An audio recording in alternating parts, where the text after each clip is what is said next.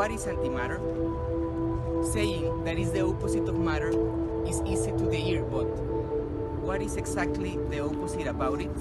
Before understanding antimatter, we must first take a voyage into the world of the ordinary matter, such as the universe. Everything that surrounds us in Earth is matter.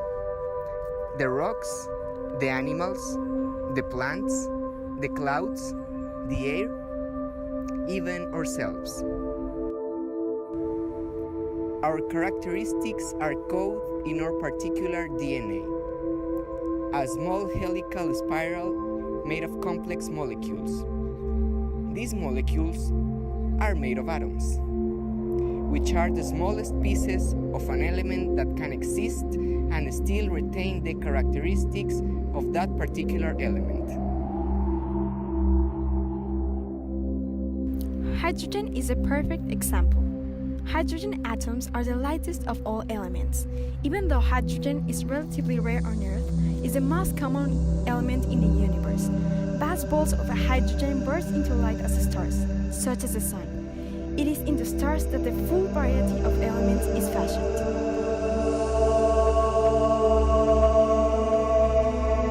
Another perfect example is carbon, the most common organic element.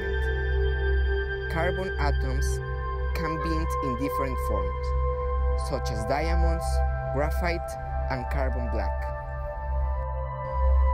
After this, we agree that matter consists of molecules and atoms, and we will conclude the same for antimatter. Atoms of anti-carbon will make anti-diamond as beautiful and hard as the diamond we know. We will find that these smallest grains of anti-carbon are indistinguishable from those of carbon. So, even at the basic level of atoms, matter and antimatter looks the same. The source of the contrast is buried deeper in steel. Atoms are small, but they are not the smallest things. It is upon entering them and encountering the basic parts from which they are made that the profound duality between matter and antimatter is disclosed.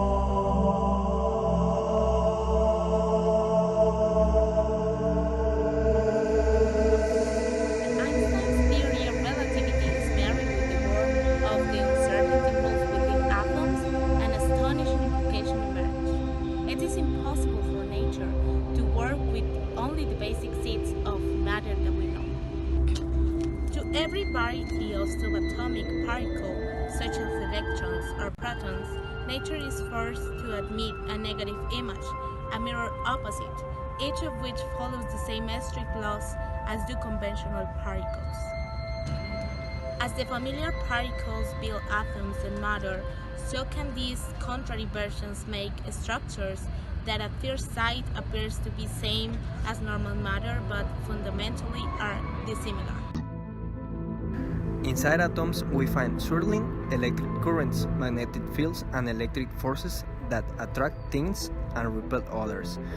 Within atoms of antimatter, these currents, fields, and forces are also present, but their polarities are reversed. North poles become south, positive charges become negative. In matter, the atomic nucleus carries positive charges.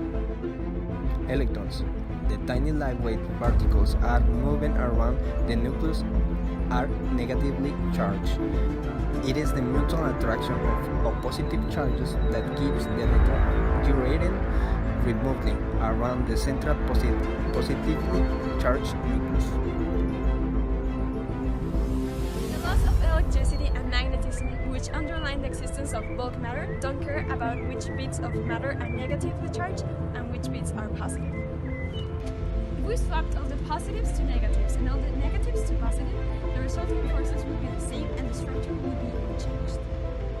Such a swapping of charges would turn what we know as matter into antimatter. An antiatom of hydrogen would consist of a negative antiproton encircled by a positively charged positron.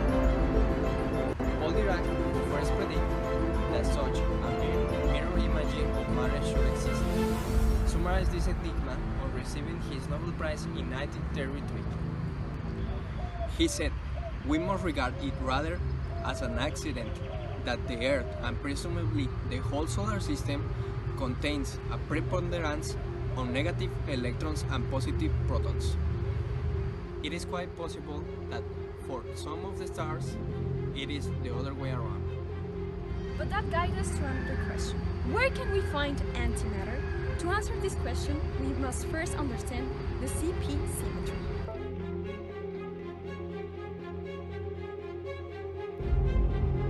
CP is a discrete symmetry of nature given by the product of two components, charge conjugation C and parity P. Charge conjugation transforms a particle into the corresponding antiparticle.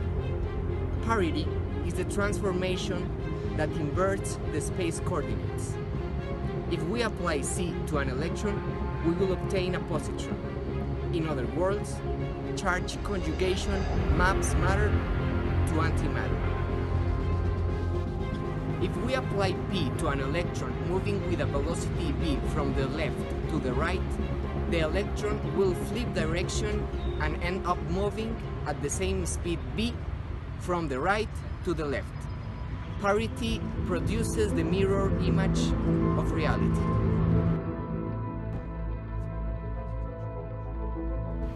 If matter and antimatter crash, they annihilate each other, creating a bunch of energy. Annihilating a kilogram of antimatter will give us about 10 billion times the amount of energy released when a kilogram of TNT explodes. This is 1,000 times more than nuclear fission and 100 more than nuclear fusion. Perhaps, in the beginning of times, most of antimatter were annihilated, and just remains a few of it. Based on this unexplainable argument, we can infer why there is the more matter in the universe, what we know as the CP violation. Technically speaking, if matter is the protagonist of the story, antimatter takes the place of the antagonist, the antithesis of matter.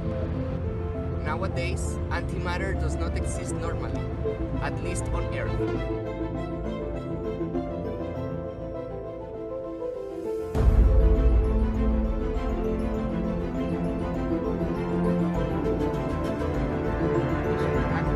That is one of the